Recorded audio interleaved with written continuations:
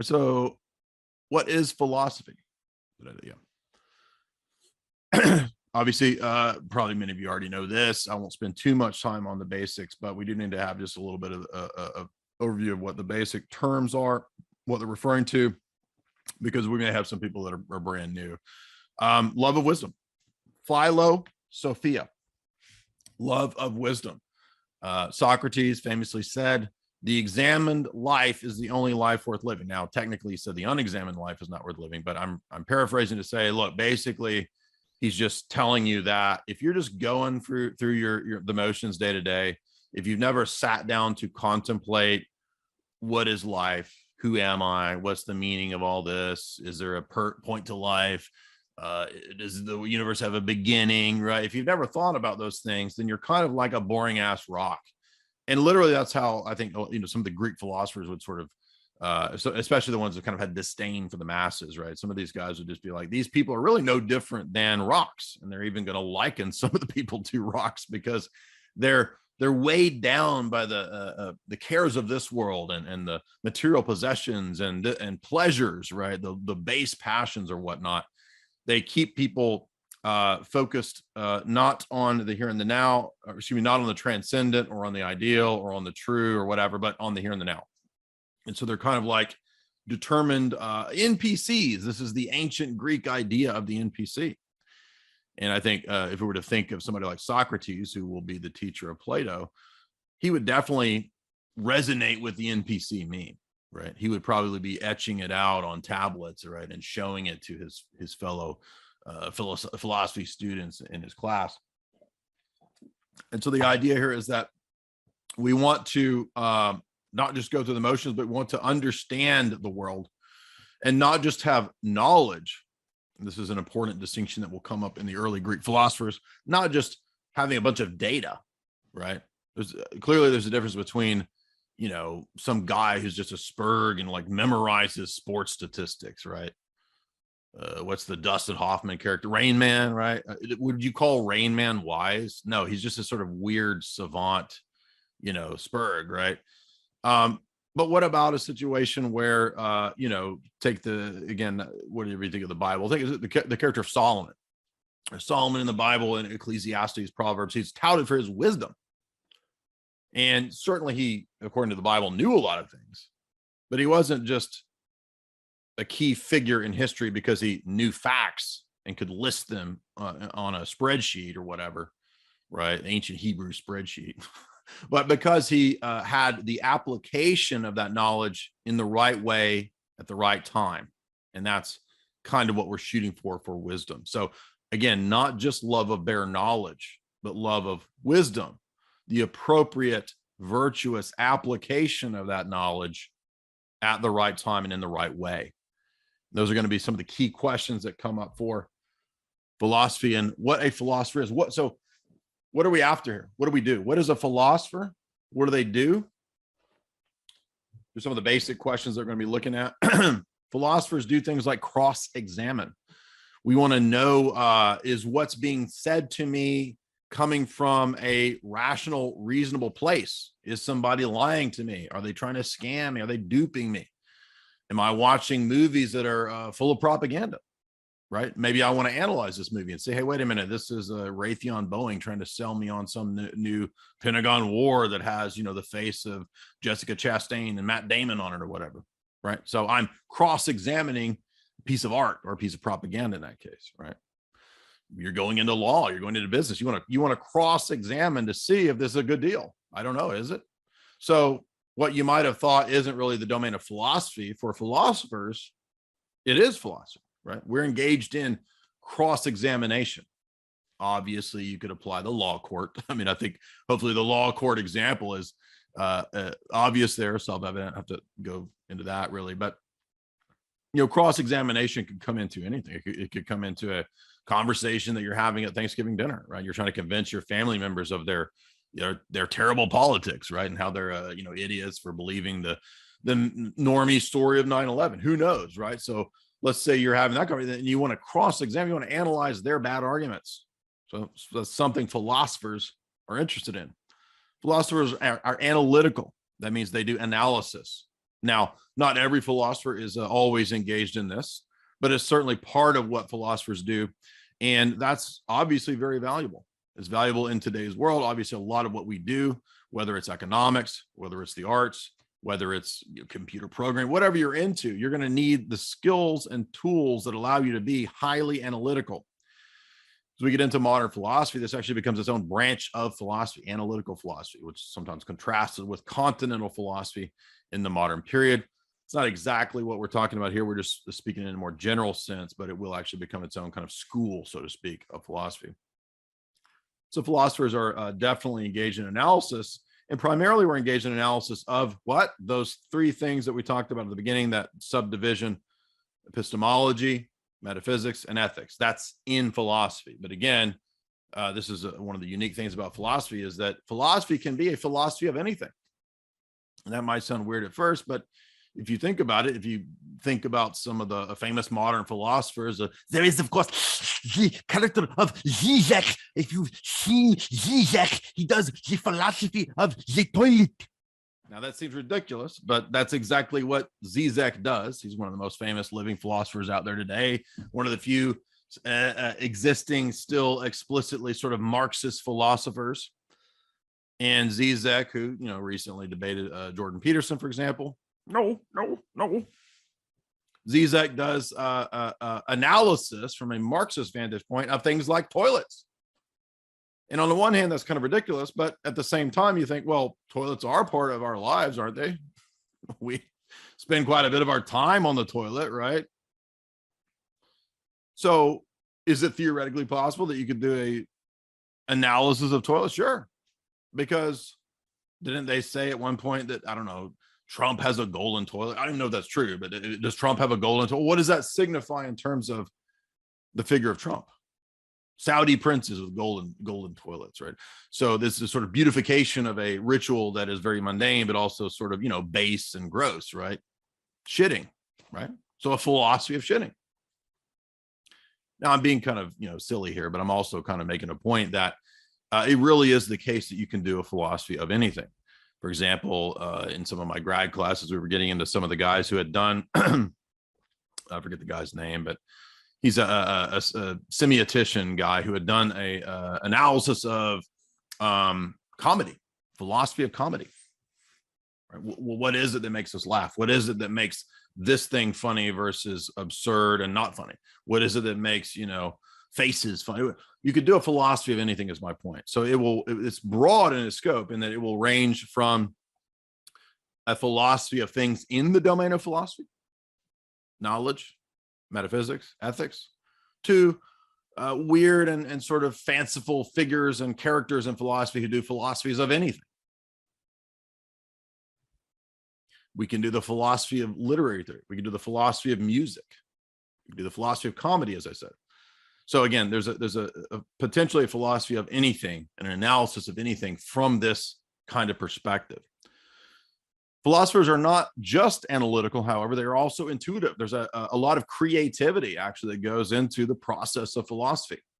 Some mathematicians, for example, I think Roger Penrose, and if you read Paul Davies' book, Mind of God, he will talk about how there's actually a creative element that goes into even things like mathematics and geometry, right? I mean, some of the great philosophers and thinkers and mathematicians, they have the flashes of insight that don't come from some obvious source. We don't really know where they get these flashes of insight, right? I mean, they, for example, the story about Nikola Tesla is that he would get a lot of his insights into these, elaborate engines that he would build through these just visions that he would sort of pass out or whatever. That's the story, at least, right? So philosophers are intuitive in that we are not just analytical robots. We also have a will, an intention, a creativity that we bring to the analysis.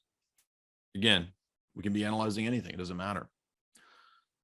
Philosophers are constructive. In other words, they don't just focus on the particulars. Now, they may, in certain cases, if they're doing their dissertation on the particular, and that will actually be something very important in philosophy.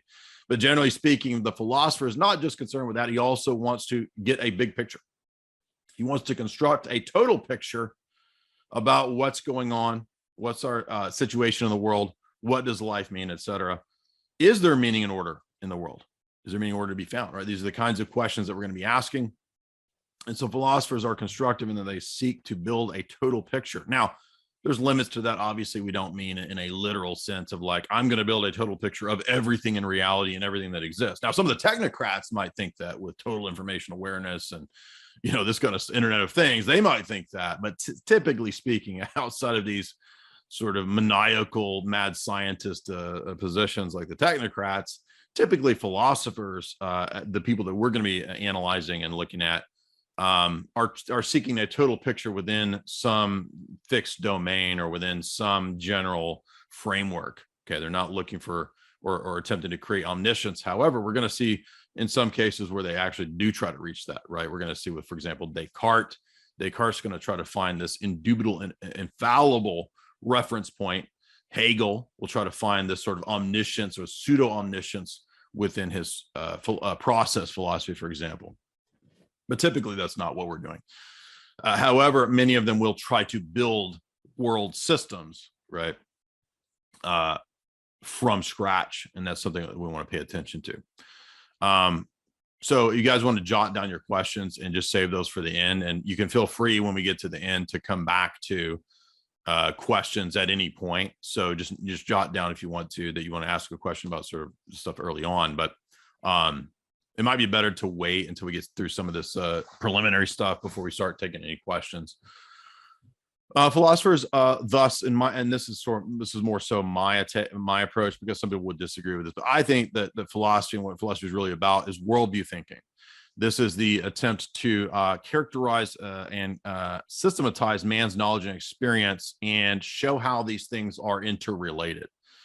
That man's knowledge is not totally fragmentary. It's not totally disconnected, discrete from other pieces of knowledge, other facts, and other humans and their experience, but that there is a commonly experienced world, and our experiences and the facts that we experience and the knowledge that we obtain from the world is interrelated.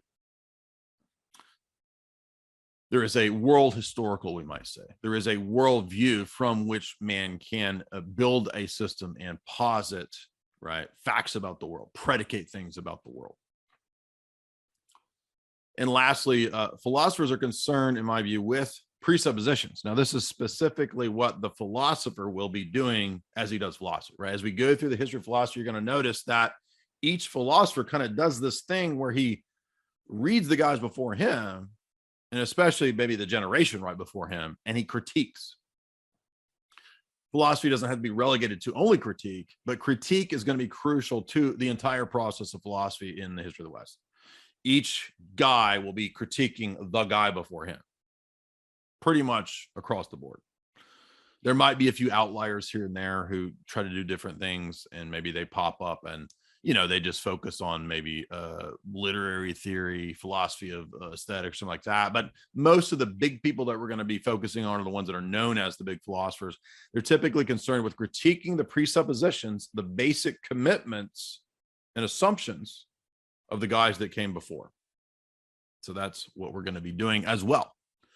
And keep in mind that a lot of what you see there on that page is also what you as a philosopher will begin to do. Now, you might think, well, I'm not a philosopher. I didn't take all these classes. Well, guess what? You have a philosophy, and you are a philosopher, even if you don't know it. Even if you know nothing about philosophy, if I ask you simple questions in the domains of epistemology, metaphysics, and ethics, you might even know what those words are. But if I ask you basic questions, you're going to have a view on some of those. You're going to have some idea about knowledge, even if you think that we can't have knowledge. That's still a position, right? That's an agnostic position, but it's still a position in epistemology, right? That you don't believe anybody has knowledge, or you don't have knowledge, or no one can have knowledge. If I asked you a question about ethics, right? Well, I think it's wrong to kill people. Okay, well then, so now you have a philosophy of ethics, right? Of virtue and vice right away, whether you know it or not. So everybody is a philosopher, even if they don't know it. Everybody has a philosophy because they have a worldview, even if it's a commitment to agnosticism, because everybody has basic commitments or beliefs or presuppositions when it comes to what are the three branches? Epistemology, metaphysics, and ethics. All right.